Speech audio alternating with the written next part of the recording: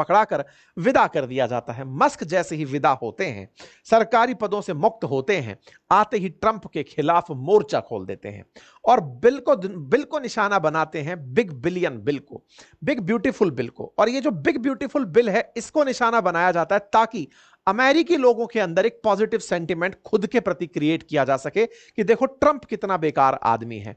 सही मायने में नस कहां दबी हुई थी? अपने व्यापार को लेकर दबी हुई थी। इस पर हमने डिटेल सेशन किया और आपको बताया था कि इस पूरी लड़ाई में मस्क के खिलाफ ट्रंप क्या कर सकते हैं और ट्रंप के खिलाफ मस्क क्या कर सकते हैं। दोनों एक दूसरे के खिलाफ खुलकर सामने आ जाते हैं।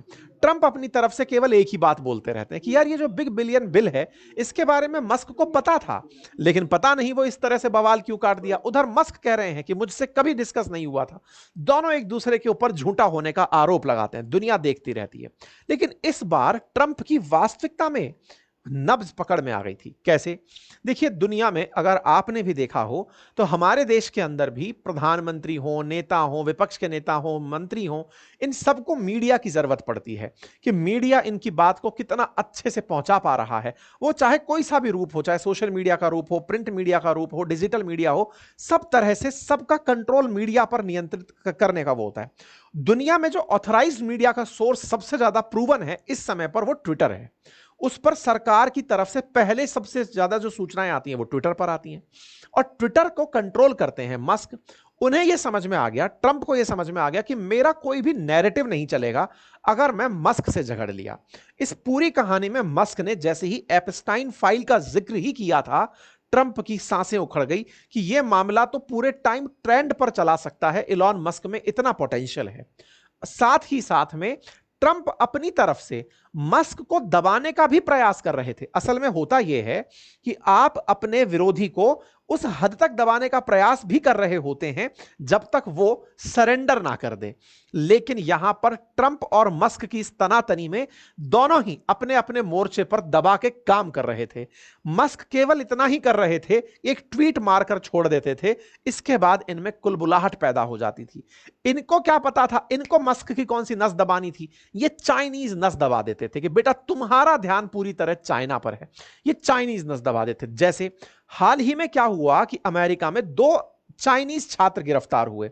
जिक्र क्या हुआ कि वो एक विशेष प्रकार की फंगस लेकर के अमेरिका में रिसर्च कर रहे थे और वो फंगस अगर फैलती तो अमेरिका में बड़ा नुकसान हो सकता था। उसका उद्देश्य केवल इतना था कि चाइना को दबाएंगे तो अमेरिका में चीन में अमेरिका के खिलाफ रिफ्ट पैदा होगा और अगर ऐसा हुआ तो नुकसान इलॉन मस्क का होगा। तो भाई स्मगलिंग ऑफ फंगस का कह करके चाइनीज छात्रों को गिरफ्तार कर लिया जाता है। कहा जाता है कि ये छात्र ऐसे फंगस का वो कर रहे थे, प्रयोग कर रहे थे जिससे कि रिसर्च कर रहे थे जिससे कि फसलों को बहुत नुकसान हो सकता था।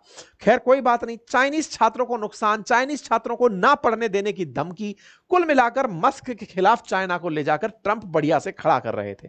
लेकिन ट्रंप ये बात समझते थे कि अगर मस्क को बहुत ज्यादा देर तक खड़ा छोड़ दिया तो वो पूरी सरकार के खिलाफ एक पार्टी खड़ी कर देंगे। उन्होंने पोल तक करा के पूछ लिया कि बताओ अगर चाहते हो तो मैं एक नई पार्टी, यानी कि नई पार्टी की दरकार है क्या? जनता 80% उसके साथ आ गई कि हाँ हाँ सरकार है साहब। नेता लोग बहुत डरते हैं पब्लिक सेंटिमेंट से। बस इस पब्लिक सेंटिमेंट का असर हुआ कि भाई गड़बड़ हो रही है, यह आदमी दब नहीं रहा है, तो दबाने का तरीका क्या है? बोले आओ तो फिर इनको पुचकारा जाए। तो यह आदमी अपनी जगह बिल्कुल डट के खड़ा रहा। यह आदमी डटकर खड़ा रहा और डटकर खड़े रहते समय ट्रंप इन्हें पुचकारने पहुंच जाते हैं, क्योंकि चाइना अपने द्वारा इस महीने की शुरुआत में ही क्रिटिकल मिनरल्स के एक्सपोर्ट पर बैन लगा दिया। जैसे ही इधर झगड़ा चल रहा है, चीन ने क्रिटिकल मिनरल्स का एक्सपोर्ट रोक दिया है। चीन को पता है कि मैं एक्सपोर्ट रोकूंगा तो अमेरिका को भी बहुत नुकसान होगा, क्योंकि केवल टेस्ला ही नहीं, बहुत सी कंपनियों को मेरे मिनरल्स चाहिए, बहुत सी कार निर्माताओं को मेरे मिनरल्स चाहिए।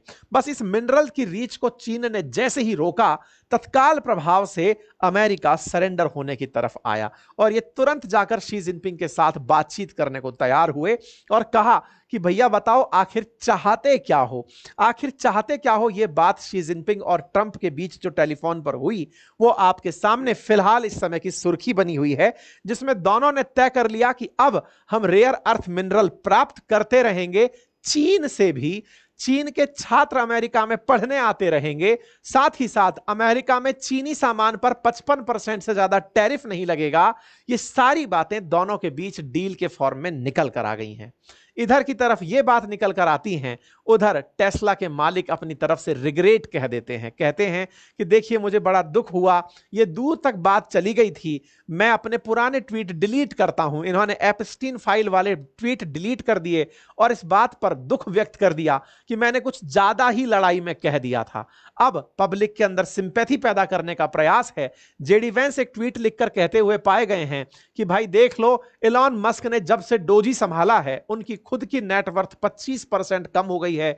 वो अमेरिका के लिए कितना काम करते हैं, दुनिया वालों आप भी देखो इलॉन मस्क कितने अच्छे हैं।